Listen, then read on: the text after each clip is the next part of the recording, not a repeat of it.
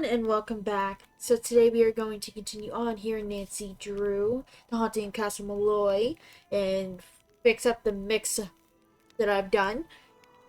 So I'm going to go ahead and stop talking and get on with it.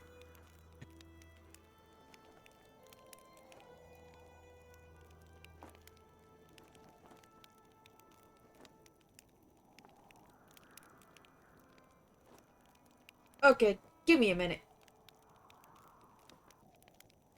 Alright, so it doesn't look like I'm allowed to pick that up even though I've restarted. Which I'm supposed to be able to pick that up.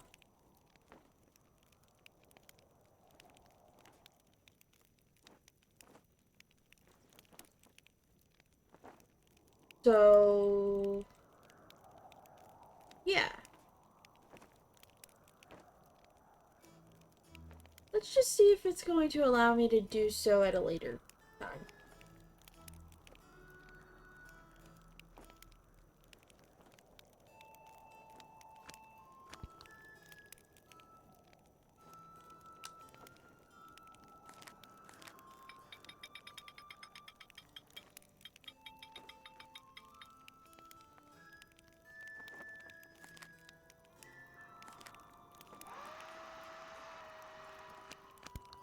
I can only print one at a time.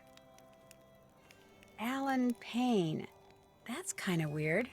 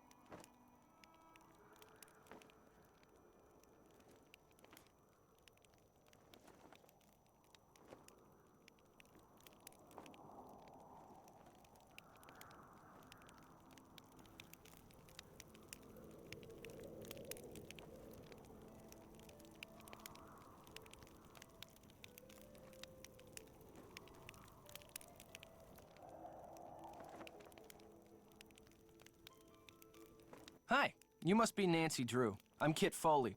Ignore the eye if you can. Walked into a door the other day. Looks worse than it feels. I'm a bit surprised you're still here, given the circumstances. I was going to say the same about you. I'm not about to leave Kyler here by herself. Until she comes to her senses, I'm staying put. What do you mean, comes to her senses? Matt isn't playing a practical joke, and he hasn't been kidnapped by fairies. He got cold feet and left. It's as simple as that. Have you told Kyler? No, I haven't got the heart. Or the guts. Take your pick. I mean, he loves Kyler, but she can be a handful. And he's no pushover either. Their relationship is so tempestuous, it scares him. She thinks once he makes a real commitment, everything will be fine. But he's not so sure. So he bailed.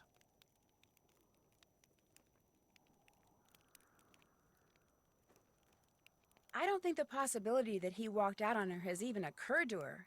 She's in a raging state of denial, and I, for one, don't see any harm in allowing her to stay that way. I seriously doubt he walked out on her for good.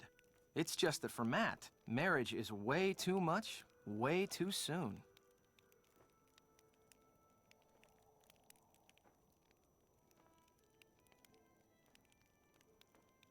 If you and Matt are best friends, how come he didn't make you his best man? Matt felt like it would be a good move for him politically if he asked this guy he knows from work, Alan Payne, to be his best man, and I said fine, don't worry about it. No big deal.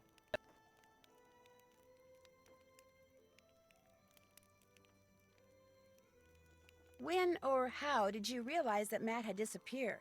Kyler and I went for a walk, came back, and the next thing I knew, Kyler was saying Matt was nowhere to be found. Where did you last see him? In the nursery. He always seemed to be in the nursery fiddling with things. Whenever I'd tease him about it, he'd always give me this impish little grin like he was up to something. When I checked the nursery and saw that Matt's suitcase and backpack were gone, it finally dawned on me that he had left and he wasn't coming back. Of course, by that time, Kyler had convinced herself that he was simply playing one of his practical jokes, and I couldn't bring myself to burst her bubble, so I didn't. How come you sound so American? Because I am American. My father's VP of International Sales for Krollmeister Incorporated. The company transferred him to London 15 years ago. I've pretty much lived there ever since, I just can't seem to pick up the accent. It looks like you're drawing something. Are you an artist? Me? Not hardly. I'm with a real estate development company. These are just preliminary sketches for a couple of projects we're working on. In other words, I'm doing homework. Residential real estate or commercial? Mostly residential. And let me tell you, we'd have a field day with a tract of land like the one this castle sits on. Ocean view, easy commute to Donegal, bedrock foundation, readily accessible groundwater. That bog's a bit problematic, but a little sand, a little gravel, a little landscaping, voila! A cluster of 6, maybe 8 luxury homes amid a park-like setting that would sell like lightning. I'll see you later, okay? See ya.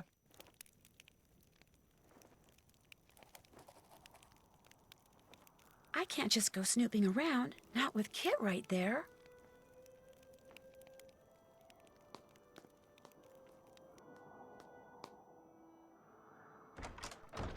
Did you finish the programs? Yep, but I noticed that they say the best man is someone named Alan Payne. If Kit is Matt's best friend, why isn't Kit the best man? Matt said that's the way Kit wanted it. He got here early too. But when Matt vanished, Alan was certain that Matt was playing a joke and refused to be the butt of it. So he went back to London, saying he'll reappear only when Matt does and not a moment before. You know, perhaps you should give Alan a call. 0044-020-7946-0481.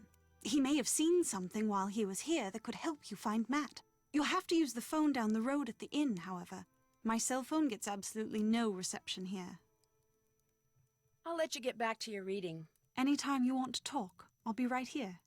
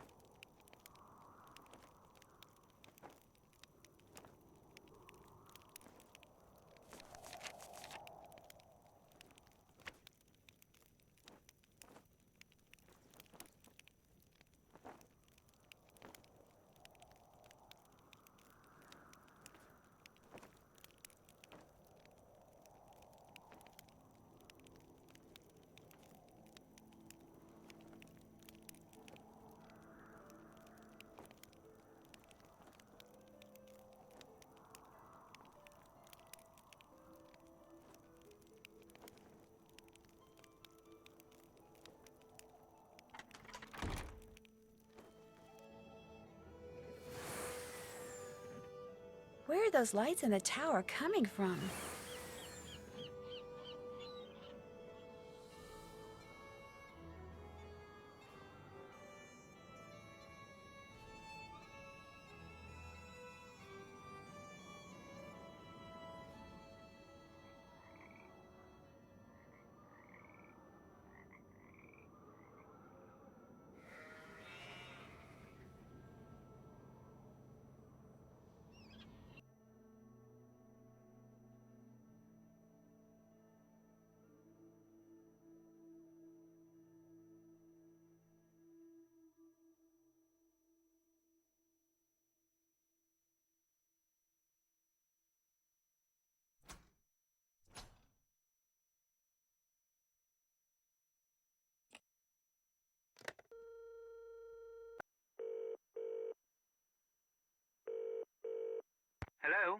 Yes, hi. My name is Nancy Drew. I'm calling from Castle Malloy.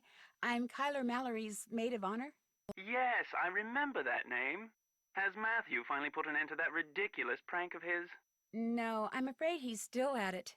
But if you have a second, could I ask you some questions? It should be a minute or two before my ride gets here. What's on your mind?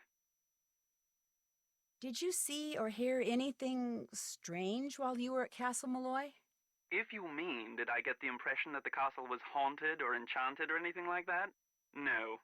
Frankly, I was too distracted by the strange human goings-on to pay much attention to anything else. What do you mean? I mean, for three people who purport to be friends, it seemed to me they did an inordinate amount of fighting. For instance, the evening before Matt disappeared, he and Kit had a terrible row. I couldn't make out exactly what was being said, but they both sounded very angry. Furious, I dare say. In fact, the next time I saw Kit, he was sporting a black eye. And the next morning, Matt and Kyler had a go at each other. Nothing physical, mind you, and once again, I couldn't make out what was said, but I promise you, they were quite put out with each other. I was more than happy to bid the lot of them farewell, though I imagine I'll be returning to the castle before too long. Matt is bound to find his prank as tedious as everyone else does eventually. I must be off. Nancy, it was a pleasure venting to you. Hopefully before too long we shall meet in person. Cheers.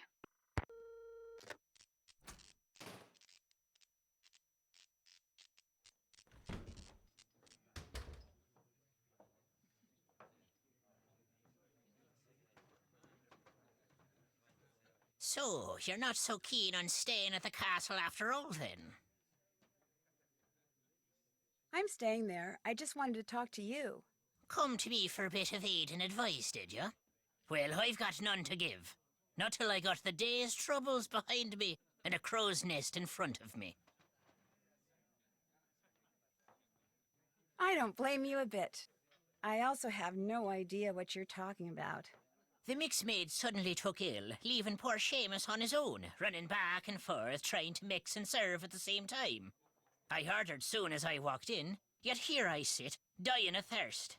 I'll do no talking till I get me crow's nest, and there's the sorry truth of the matter. But now, were some spry and spunky lass to lend poor Seamus a hand by taking over the mixing for a while, that would surely speed the plough. Sounds good to me. I'll see to it you get your crows whatever, ASAP. Gonna play mixmaid for a while, are ya? Well, here's what you're to do. I'll take the orders and put the tickets up here. Each ticket will have no more than 2 drinks on it. And to save time, I draw little pictures instead of writing out their names. The mixing book will tell you which little picture stands for what drink. It'll also tell you what's in each drink and how to make each drink. Now, to pour something, put the silver mixing glass under either the juice tap or the beer tap. Then, press whatever button the mixing book tells you to press. The book will also tell you how many times to press it. If the drink needs blending, you'll see a picture of a blender at the top of the column in the book. You're to put the solid ingredients into the blender first, then pour whatever's in the mixing glass into the blender. Then press the red button, and when the blending's done, just reach under the counter and find the serving glass that's pictured in the book. Put the serving glass on the grey mat and pour everything from the blender into the serving glass. If the drink doesn't need blending, just find the right serving glass, put it on the grey mat, and pour everything you've poured into the mixing glass into the serving glass. Then, add anything else the book tells you to add, put the serving glass on the tray to the right of the ticket it goes to, and start fixing the next drink. Soon as you've made all the drinks on a ticket, ring the bell and I'll serve 'em up. Just remember, if the orders start coming thick and fast and the tickets start piling up, you're to make the drinks on the ticket closest to the bell first. Now, you'll be making no mistakes, I'm sure. But if you do, just toss the glass into the rubbish bin down there to the right and start over. Mind you, lass, you must do the mixing fast and proper. The quicker you mix, the more tips you'll be keeping. To work with you now.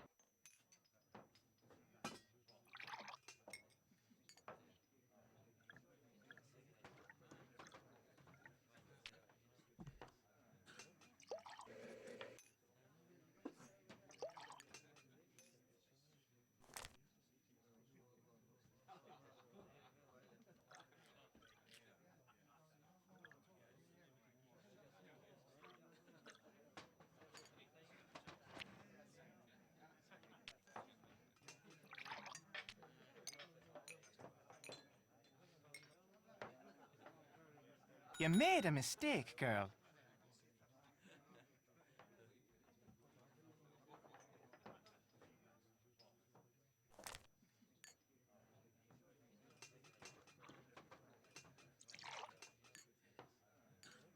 You made a mistake, girl.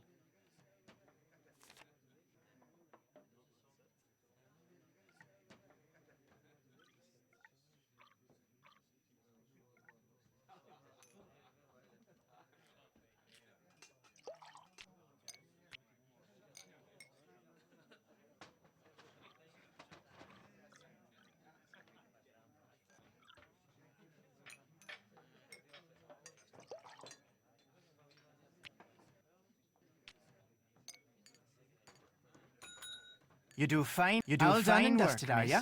Thank you, miss. Take what's in the tip jar, and the next time you help out, you can keep the tips then as well. You make a mean crow's nest, girl. Well done. Now, I'm to tell you what happened to the Sassenach, am I? I'm sorry, happened to the what? The Sassenach. The Englishman. The one Kyler was supposed to be marrying. Well, what happened to him is this. The She took him. The good people whisked him straight off to their world, they did. By the good people, you mean fairies? You'll not be hearing me call him that. All of us have a name we prefer, and with them, the good people it is. So that's what I call him, and you'd be wise to do the same. Just what are these good people going to do with him? Whatever they please. He's in their world now, and he'll not be coming back. That's as much of the truth as we'll ever know. 'Tis not the first time the good people have seen fit to meddle in the affairs of Castle Malloy. Caused the explosion they did. Explosion? Aye, the one that half destroyed the place. The man who lived there in 1944, Brendan Malloy was his name. He was a scientist, charged with making rocket fuel, people say. Only one summer night, something went terrible wrong. There was a flash, like 1,000 lightning bolts. Then a huge boom sent everything south of the library flying towards the sky. Brendan, his wife, Caitlin, used to own this place, she did. Aye, and their little girl, Fiona. All three were lost to the world forever when the place blew. But the blame lay not with Malloy. It was the good people. They'd taken a shine to Fiona, is why. And they knew that little girls, no matter how much they're adored by wee folk or mortals, sooner or later, all little girls grow up and grow old. The good people couldn't bear to see this happen to their beloved Fiona, so they made full sure it never did. Sounds to me like the good people are actually just the opposite. They have their ways and we have ours is all. That's just the way of things. Got plans for you, they do. The fairies? The good people? What makes you say that? I meant to pocket your car keys for safekeeping on my way over here, but I couldn't find 'em. You mean my keys weren't in the car? Aye, that's exactly my meaning. Taken they were. The good people want you to be staying. The name of this place. Just what exactly is a banshee? A woman, one of the good people, as alive as you and me, with wild hair almost as long as the tattered grey robe billowing up around her whenever she appears. Sometimes she takes on the form of a hooded crow, but it's the sound she makes, her terrible wailing, that strikes fear in the human heart. Because when a mortal hears the wail of a banshee, it means someone is about to die.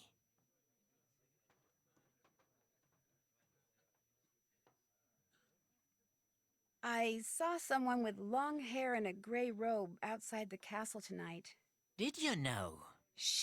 It ran across the road in front of me. That's why my car's in the ditch. Not till I was 54 did I see a banshee. To see one at your age, on your very first night in Ireland. A special lass you are indeed.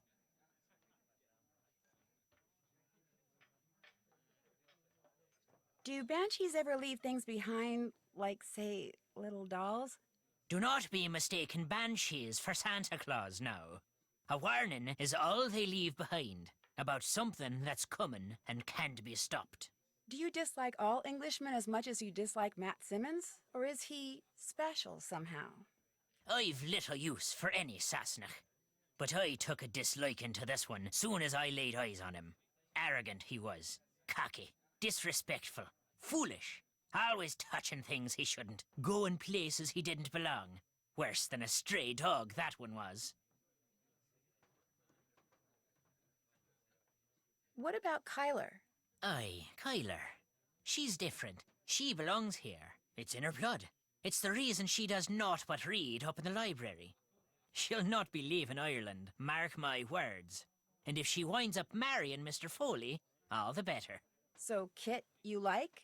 Aye. He may talk like a Yank and live like a Brit, but there's Irish in the lad. I saw it right off. Little wonder he's in love with the girl. They'll make a fine pair. Whoa, wait a minute. Kit's not in love with Kyler. Blind, are you now? Loves her, he does indeed. He's all but wearing a sign saying so. He came to the wedding early to make sure there'd never be a wedding. Only the good people saw to that for him. Ah, the luck of the Irish. I'd better get going. Good night to you.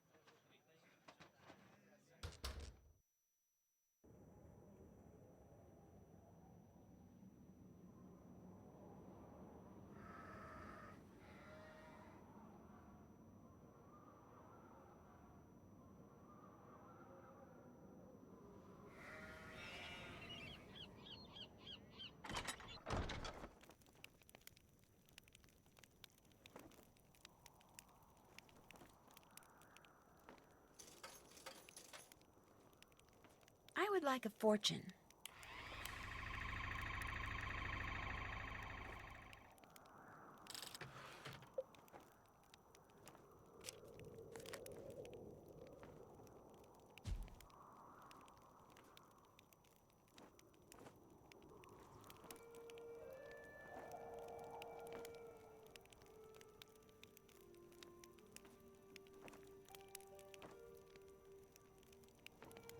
Alright, I'm gonna go ahead and end it here for today, guys. Thank y'all so much for watching. And I will see y'all tomorrow with more Hades. Bye, y'all.